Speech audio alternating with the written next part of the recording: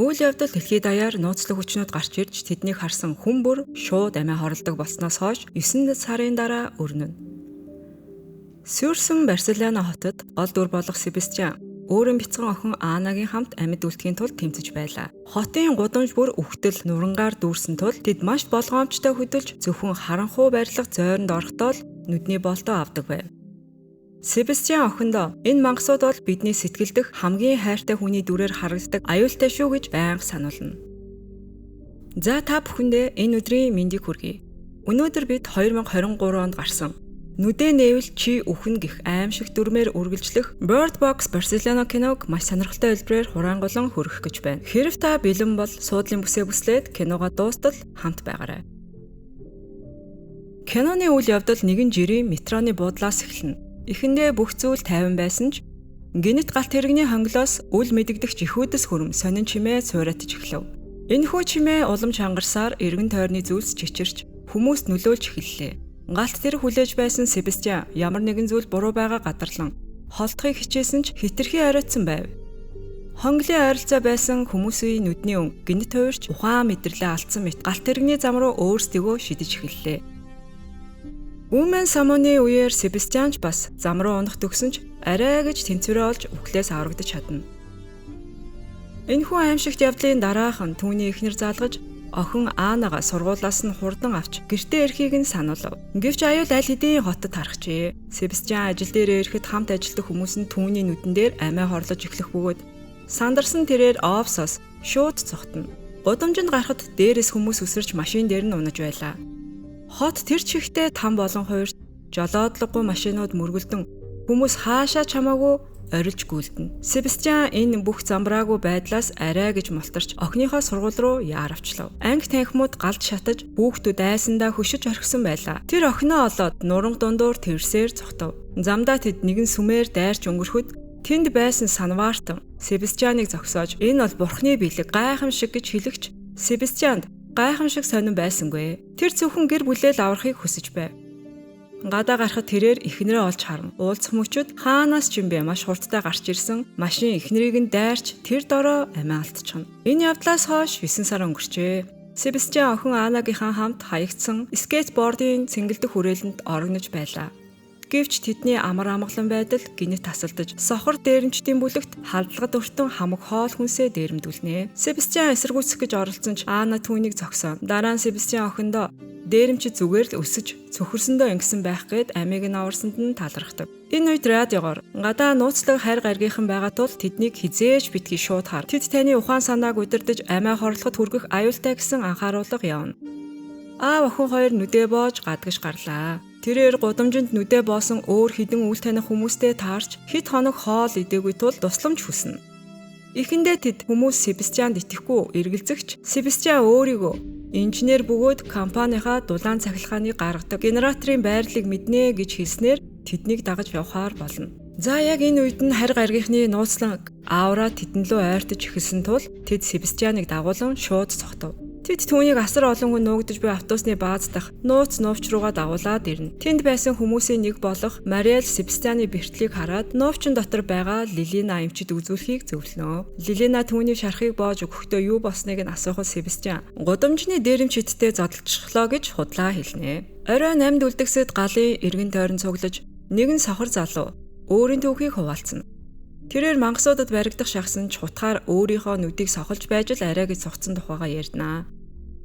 Түүнчлэн тэрхүү амьтдыг харсан хүмүүсийн духан дээр хачин нүдний тэмдэг үлддэг гэдгийг анхааруулв. Шүн болж бүгдийг автобусын дотор унтаж байх хооронд Себастьян гинэт жолооны ард сууж хөдөлгөөрийг нь асааж орхив. Сандарсан Лилина түүнээс яаж байна гэж асуухад Себастьян маш хүйтэн царайгаар бүх зүйл зүгээр болно гэж хэлээд хаазаа тултлан дарав. Хүмүүс ирж түүнийг зогсоохыг оролцсон ч тэр жолоогоо тас атхан хурдаа улам нэмж нуувчны хаалга хан мөргөн урагшиллаа. Эцэст нь автобус хүчтэй мөргөлдөж дээрээсээ доош харан хөмөрч дотор байсан бүх хүмүүс хүнд бэртэв. Яг энэ мөчөд тэднийг ангуучилж байсан харь гаргийнхан хүрэлцэн ирлээ. Хүнд бэрцэн Мариэл автобуснаас мүлгэж гарахдаа санамсаргүйгээр мангас руу харчих бөгөөд тэр дороо хурц төмөр авч өөрийнхөө хоолойг хэрчиж амиа хорлоно.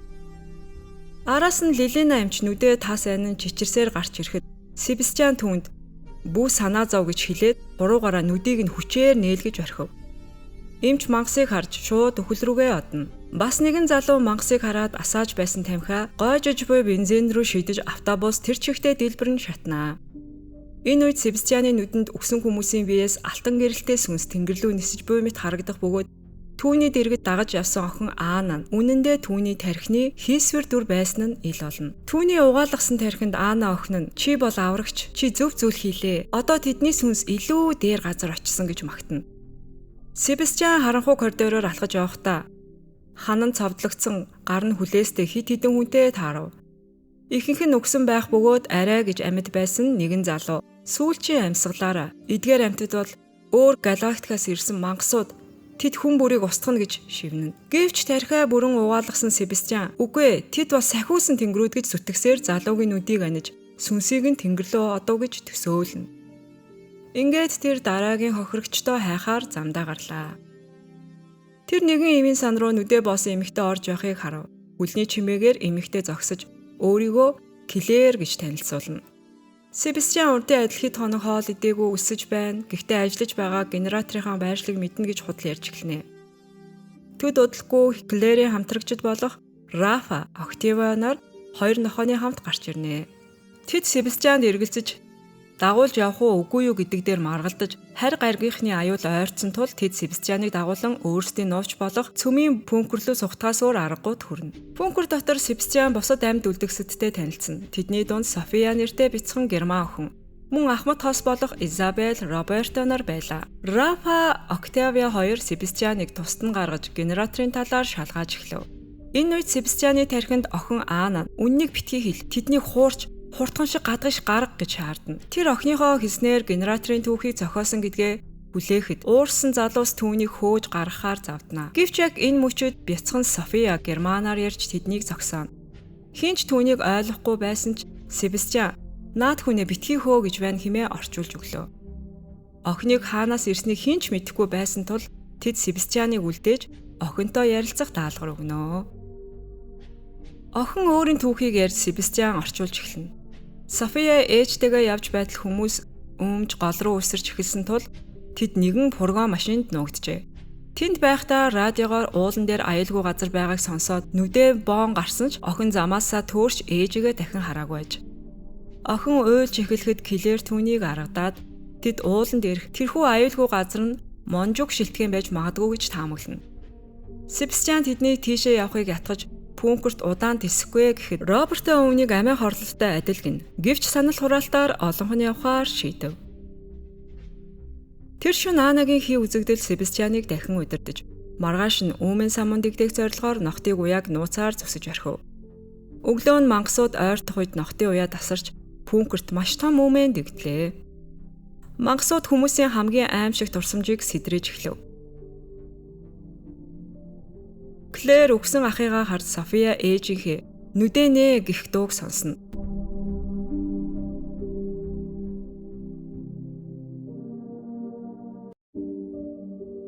Охин боолтоо тайлах гэж байхад Октавиа арай гэж зогсооно.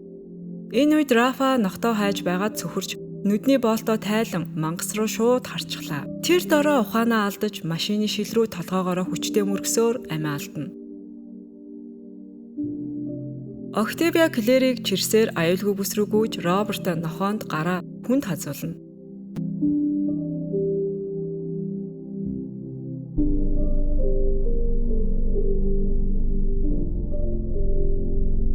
Тэд арай гэж дотор нуугдахад Октавиа нэгэн сонирхолтой онол дэвшүүлв. Тэрээр эдгээр амьтад квантын ертөнцөөс ирсэн байх магадлалтай. Тэд хүн бүрийн хамгийн гүн айдас дурсамжийн дүрээр харагдаж сэтгэл зүгээр нь тоглож удирддаг гэж тайлбарлана. Дараа нь Себастьян ганцаараа уйлаад сууж байсан София охин дээр очиж Анагийн төрсөн өдрөөрөө зүүж байсан зүйлтийг нь биелгэлнэ.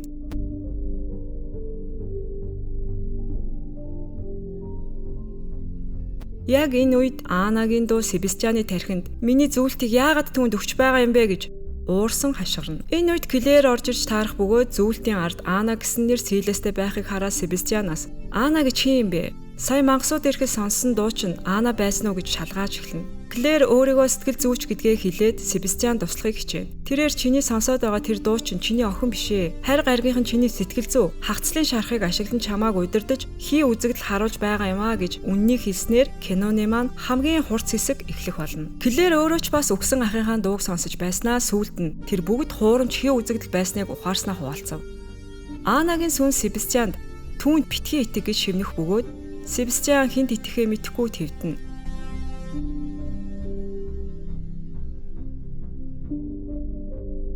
Яг энэ үед нь Робертогийн шарх хүндэрч өвцөндөө орилж эхэллээ. Түүнд яаралтай антибиотик хэрэгтэй байсан тул Клэр, Себастьян, Октавиа 3 нүдэ бон им хайхаар гарлаа. Клэр эмийн шүүгээ рүү орох хооронд Себастьян, Октавиа 2 өөр өөрөөг нь нэгжинэ. Октавиа хоол хүнс олоод Себастьянаас бүх зүйл зүгээрөө гэж асуув. Энэ үед Анагийн дуунд автсан Себастьян бүх сон хаалттай зүгээрээ гэж худал хэлж орхино. Гэвч Октавиаг өрөөнд ороход цонх нээлттэй байх бөгөөд тэрээр санамсаргүйгээр мангасуудыг харчихлаа. Ухаан мэдрэлээ алдсан залуу хутга шүүрэн авч өөрийнхөө гизийг дахин хутгалсаар амиа алдав. Себастьян үүнийг харан айж сандарсан ч хамгийн хачирхалтай нь Октавиагийн сүнс тэнгэр рүү нисхийг тэр харсангүй. Тэрээр өөрийгөө аврагч биш харин хүмүүсийг хөнөөдөг чон байснаа ухаарч асар их гимшиж эхэллээ. Анагийн дуу түүнд Клэрийн нүдний боолтыг тайлуул гэж шивнэхэд Клэр түүнийг татан үйлдэл хийх боломж олгосонгүй. Тэднийг бункерт буцаж ирэхэд Клэр Октавиаг өгсөн гэдгийг хэлж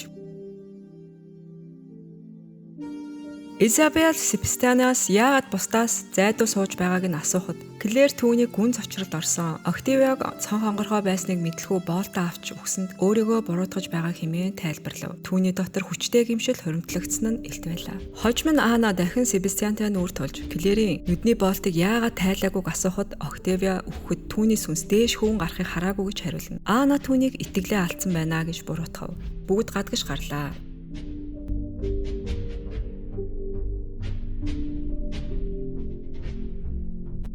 Замдаа тэднийг галзуу шүтлэгтнүүд буюу сэрүүд бүслэн авна. Тэдний удирдагч нь Себастьяны 9 сарын өмнө сүмд таарсан Санвартан байв. Үүмэн дундуур Роберто, Изабель 2 бүлгээсээ тасарч мангасуудад харагдан амиа хорлоно.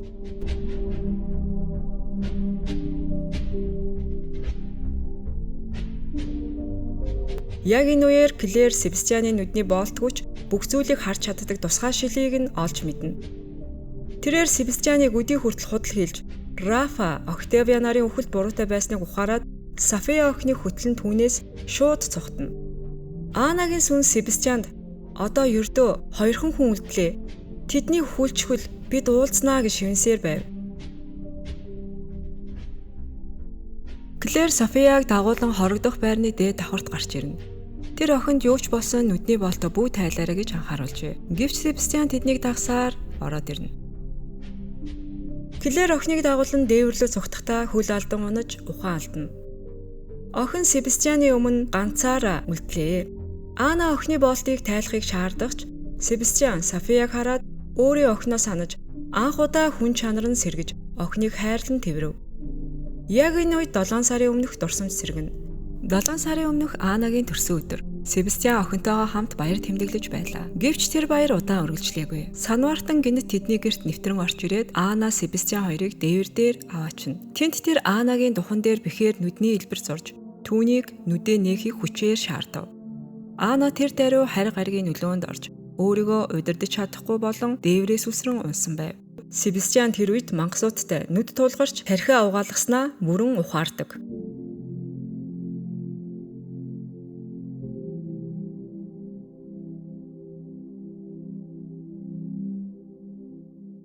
Ухаан орсон Себастьян Клэрт очиж би хуурцсан байж одоо би та нарт тусалнаа гэж гуйна.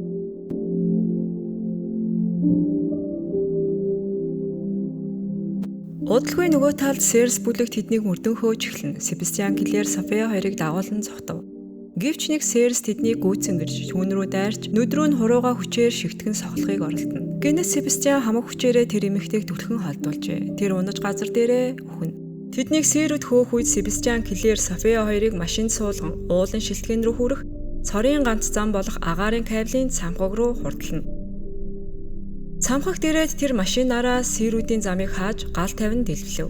Кабелийн өргөр бол тэдний сүүлчийн аврал байв. Клэр София хоёр суухад Себастьян тэднээс салж явцгаах цаг болсныг хэлнэ. Клэр түүнийг хамт явахыг гуйсан ч тэр Серсийг саатуулж үлдэх хүн хэрэгтэй гэж хэлээд салах ёс гүйцэтгэнэ. Тэрээр Клэр София хоёрыг кабель суулгаад араас нь ирж буй Санвартныг зогсоохоор цамхаг дээр ганцаараа үлдлээ. Цамхаг дээр Себастьян төмөр саваа барин Санвартан болон түүний дагалдагчдтай үхэлдэн тэмцэлдэнэ. Мангасууд София Клэр хоёрын тархийг угаахыг оролдож, Клэр ахыгаа дууг дахин сонсгоч.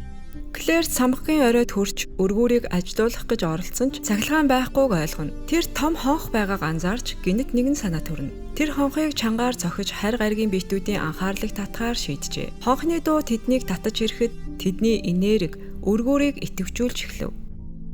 Тэрээр секунд тоолон кабелийн бүхээг рүү охины хамт амжиж үсэрч чаднаа. Үүнтэй зэрэгцэн Себастьяны оюун санаа дахин харь гаригийн нөлөөнд автаж эхлэн байв. Санварт нь тэд бүгдийг чөлөөлөхөөр ирсэн гэж түүнийг ятгахыг оролдож байлаа. Шатаж буй машины дүл дундаас тэр Анагийн дүрийг олж харна. Тэр хий үзэгдэл түүнийг бараг л бууж өгөхөд хүрэхэд Себастьян өөрийгөө барьж чадна. Себастьян Анагийн шатаж буй дүрстэй тэмцэж түүнийг үүр далга болсон гэж өөртөө дахин хэлж өөрийгөө барьж тогтоож байлаа. Энэ бодит биш гэж Себастьян өөртөө хэлв. Шин шийдэмгий байдлаар тэр төмөр саваагаа өргөж Санвартны хөвлөө рүү хүчтэй зоож орхино. Харин тэр үед Санвартан Себастьян руу дайрч түүнийг хүнд шархтуулна. Себастьяны биеэс цус асгарч байсан ч тэр бууж өгсөнгөө. Санвартан түүнийг доромжилж амьд үлдэхгүй гэж хэлнэ. Би өгсөн ч Клэр София хоёр амьд үлднэ гэж хэлээд охиныхоо төлөө өөрийгөө золиослдог. Клэр София хоёр аюулгүй бүс рүү явж Себастьянд дотроо талархах бөгөөд Себастьян эцэст нь жинхэнэ хүн шиг сүүлчийн амьсгалаа аван нүдэнэ. Себастьян амьсгал хураах сүүлчийн мөчтөө охин Анагаа дахин олж харах бөгөөд охин нь түүнийг зөөлөн тэрснээр тэрээр амар амгалан олж нүдэнэ. Энэ хооронд Клэр София хоёр аюултай аяллаа дуусгаж уулын орой дээрх шилтгэний хамгаалалттай бүсэд хурж ирнэ. Цэргүүд тэднийг угтан авч байгууламж руу дагуулan явах бөгөөд энд асар олон хүн амьд үлдэж өөрсдийн гэсэн бяцхан хотыг байгуулсан байв. Яг энэ үед Софиягийн ээж охиноо олж харан тэдний нулимс асгаруулам уулзалт болох бөгөөд ээж нь Клэр охиныг нь эсэм мэнд авчирч өгсөнд чин сэтгэлээсээ талархаж байгаагаа илэрхийлнэ. Удалгүй цэргүүд Клэрийг эмнэлгийн үзлэгт оруулж харь гаригийн нөлөөнд автаагүй эсгийг нь шалгахын тулд нүдийг нь нарийн багжаар шинжилж эхлэв. Клэр цэргийнхэнд өөрт нь нэгэн сир буюу Себастьян тусалж аюулгүй газарт хүргэсэн талаар мөн гадаа одоо ч олон хүн тусламж хүлээж байгааг ярина. Энэ үед офицер түүний гарт нэгэн нууцлаг бодис тарих бөгөөд Клэрийг юу вэ гэж асуухад тэрээр энэ бодис нь хүн асар их айдас хагцал амсах үед генд нь гардаг өөрчлөлтийг илрүүлдэг юмаа гэж хариулна. Учир нь тийм сэтгэл зүйн хүн цохилтонд орсон хүмүүс мангасуудыг харсан ч үхдэггүй. Харин тэдний удирдлагад ордог үзэгч буюу сир болон хуурдаг аж. Яг энэ мөчид Клэр Себастьянд юу тохиолдсныг бүрэн ухаарна. Түүний нүдэн дээр бяцхан охин нь амиа алдах үед Себастьян асар том травма авч улмаар ДНК нь өөрчлөгдсөн байжээ. Харь гаргийнх нь түүний энэ сул талыг ашиглан тархийг нь угааж өөрсдийнхөө үнэнч болгон хувиргасныг тэр ойлгоно. Офицер үргэлжлүүлэн хэрвээ Клэрч бас сир болж хуурсан бол түүний цусыг ашиглаж вакцин бүтээх боломжтой хэлдэг. Киноны хамгийн сүүлийн кадраар шилтгэний гүнд байрлах нууцлаг лаборатори харагдана. Тэнд хоёр цэргийн эрдэмтэн баригдсан сирүүдийн цусыг ашиглан хулганууд дээр вакцин туршиж байлаа. Өмнөх ээлдэс тариулсан хулган харь гаригийн сүүдрийг харсан ч 48 секундын турш амьд үлдэж чадаж байв. Эрдэмтэд амьд үлдэх хугацааг бүтэн 1 минут болохоор шинээр боловсруулан ээлцийг хулган дээр туршилсан ч дараагийн туршилтанд бүтлгүүтэж хулганууд хурдан үхэж орхино. Хүн төрөлхтний вакцины төлөөх туршилт үргэлжилсээр байх бөгөөд харин торны цаанд гинжлэгдсэн сир залуу харь гаригийн биетүүдийг дахин харахыг хүсэн цөхрөнгөө баран ойролсоор кино маань ингээд төгсөх болно. Энэхүү кино бидэнд Себастьян эцэст нь үннийг ухаарч өөрийгөө золиослон байж охиныг аварсан ч хүн төрлөختний тэмцэл үүгээр дуусаагүй. Хамгийн хайртай хүмүүсийнхэн дүрээр харагдаж амиа хорлоход хүргэдэг тэрхүү нууцлах хүчний эсрэг вакцин гаргаж авахар эрдэмтэд ажиллаж эхэлснээр кино дуусаж байна. Хэрв та Себастьяны оронд байсан бол тэр аимшигт хүчнүүдийг хараад сахиусан тэнгэр гэж итгэх байсан уу? Эсвэл эсэргүүцэх байсан уу? Сэтгэгдэл хэсэгт заавал бичээрэй. Би бүгдийг нь унших болно. Бичлэг таалагдсан бол лайк дарж сувагт маань бүртгүүлэхээ мартаваа. Дараагийн сонирхолтой киноны давчлалоор эргээд уулзцгаая. түр баяртай.